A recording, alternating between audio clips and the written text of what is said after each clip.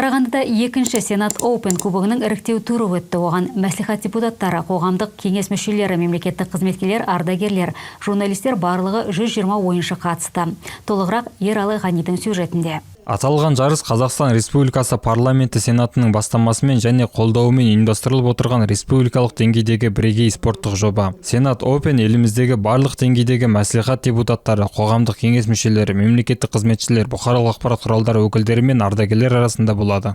В прошлом году по стране у нас играл. Бұл шараның мәні әрине біз бір-бірімізбен қарым-қатынас орнатуды қалайтынымызда. Депутаттар әр деңгейде, өкінішке қарай бір-бірімен жиі қарым-қатынас жасамайды. Мен 11 жыл депутат болдым және әрқашан басқа аудандар мен қалалардағы әріптестерімді білмейтінмін. Бұл әртүрлі сала өкілдерімен, мемлекеттік қызметкерлермен, ардагерлермен, депутаттармен, бұқаралық ақпарат құралдары өкілдерімен бір алаңда сөйлесу мүмкіндігі. Бұл ең алдымен біздің балаларымызға шахматтың қызықты әрі пайдалы екенін көрсету мүмкіндігі.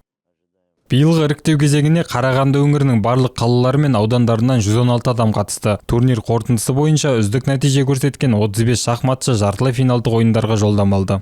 Былтыр бірінші турнирі болды, бұл іріктеу турнир, бұл депутат маслихаттар жаңағы бұқаралық аппараттан қатысып жатыр.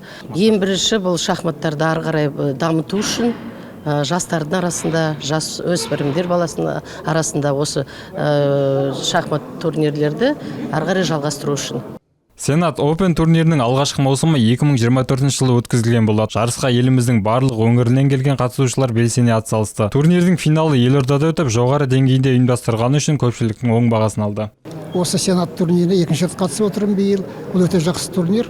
Мұнда ең бастысы бұқаралық сипат алып отыр. Ауыл және бүкіл облыстың ауыл селоларға қарамай село аудандарда қатысып жатыр. Шахматты насихаттауға, шахматты дамытуға үлкен үлес қосылу керек.